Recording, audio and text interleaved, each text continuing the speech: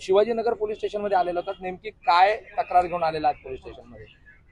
जे मुंबईत स्कूल जिहाद म्हणजे शाळेच्या नावाने अनधिकृत जमिनीवर कब्जा करणं, इमारती बांधणं, हा जे काही स्कूल माफियाचा धंद्यांच्या विरोधात आज इतिहास घडला आहे.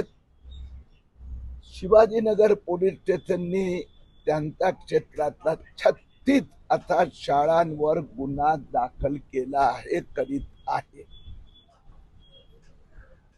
उरलेल्या सगळ्यात म्हणजे मुंबईतल्या 164 शाळांवर जे महापालिकेने अनधिकृत घोषित केले आहेत त्या सगळ्यांवर FIR दाखल केला जाणार.